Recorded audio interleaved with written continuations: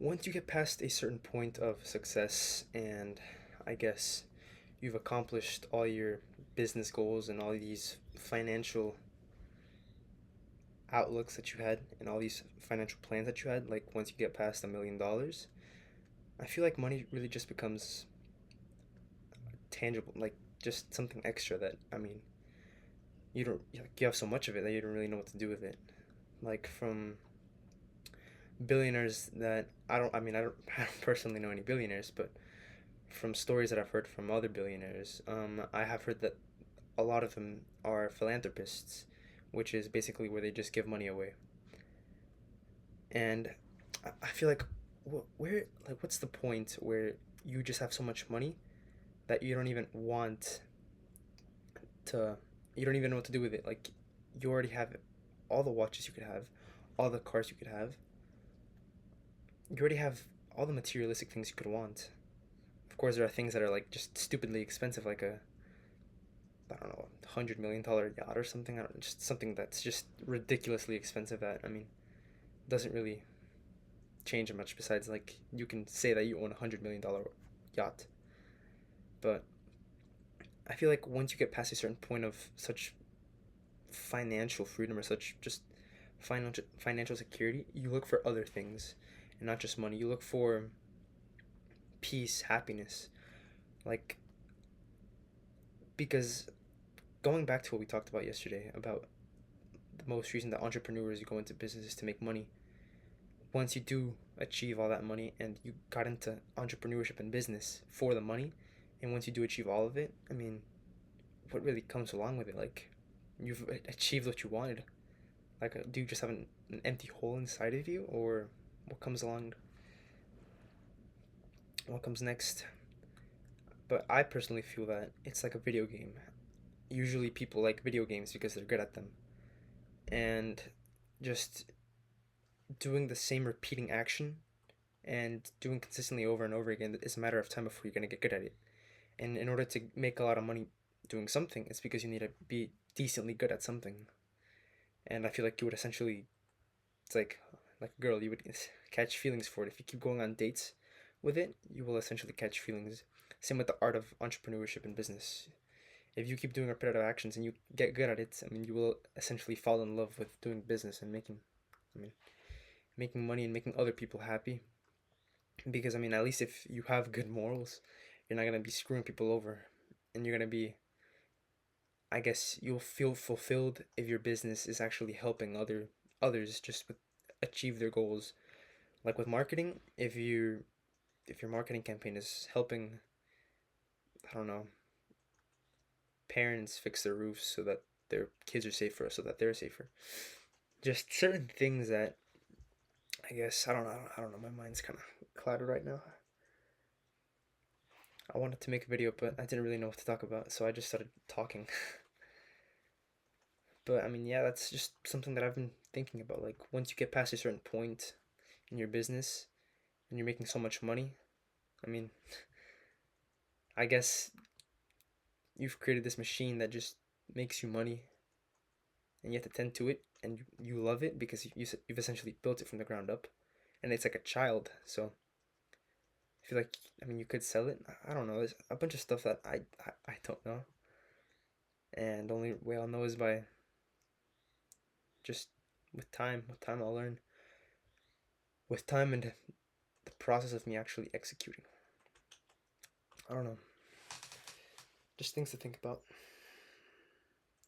So right now, I have the idea and the plan to have my agency fully automated and fully functional without me having to essentially be in there.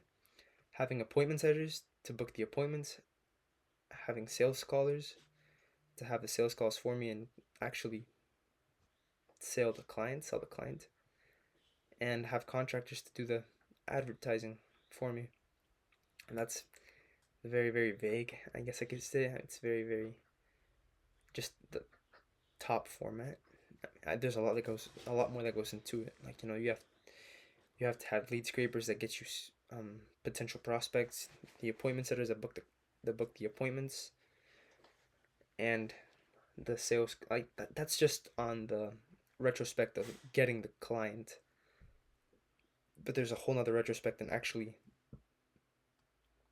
you know, I haven't, I forgot the word for it, actually servicing the client and actually doing your part of the deal. And I mean, I guess you could do it, but I feel like I personally would want to know the skill before I were to delegate something. Like for cold calling, I do know how to, but I'm not good, and I want to delegate it because I want to focus on other things that give me more leverage over my business, which is my big pool. But I don't know, just things that I really have to think through. I have, first of all, I have to, like I said yesterday, I have to really think through how I'm gonna structure this plan of reselling Go High Level as a software to roofers that they can use. I was working today on other pipelines that they can use: marketing pipeline, leads pipeline, a sales pipeline, and a client acquisition pipeline. Just a bunch of pipelines that they can use. Contracts. I have it here written what it is that like I have so far for the um, roofing snapshot.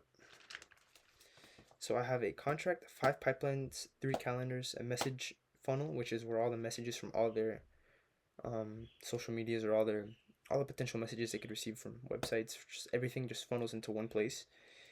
Social media presence management, which is I think another way that I could package it, but I feel like a lot of companies feel like they don't need that. So we just have to, I don't know, I have to tweak some things.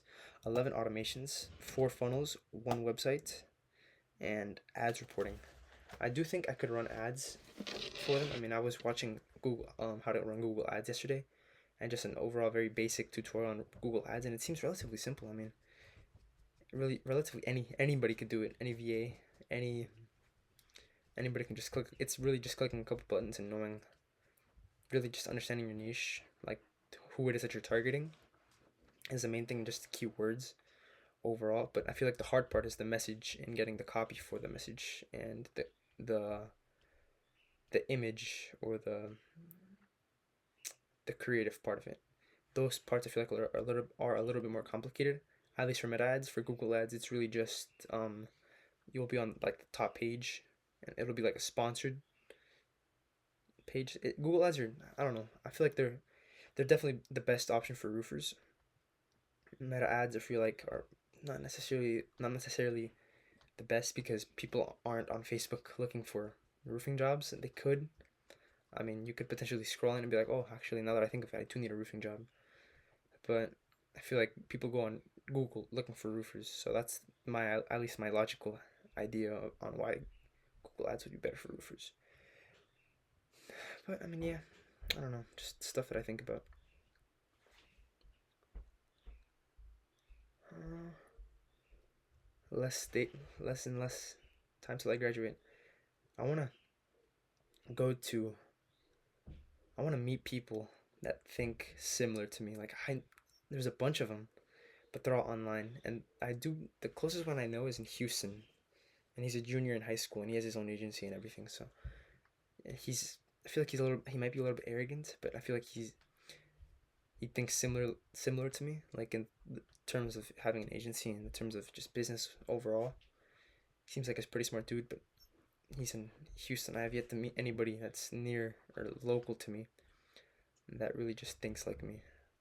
Having a group of, I guess, having a little wolf pack, because I mean, right now I have friends, but none of them really operate on the level that I operate. I guess that sounds a little bit arrogant for me, but it's the reality. I mean, my brother's young, so I'm not gonna really put any pressure on him. I don't really like. There's no pressure behind that. I would like, because I mean he's young, so he has a lot more potential. If he were to start now, he could be a lot smarter at my age than I am right now. But it's up to him. He's immature. But in terms of people that I hang around with, nobody really thinks like me, I guess I should say. And just a bunch of other mental things that having a business just really takes a lot of mental fortitude, because there are a lot of negatives, a lot of ups and downs with business. It's like a roller coaster. And you really just have to have the mental capacity to deal with those downs, and for whenever you are up, to not really let your ego take the best of you, because then you're up and you feel like you're on top of the world. And just having your emotions under in check. So that's why I feel like having a business and being an entrepreneur isn't for everyone. Another reason, of course, but yeah, I think that should be everything.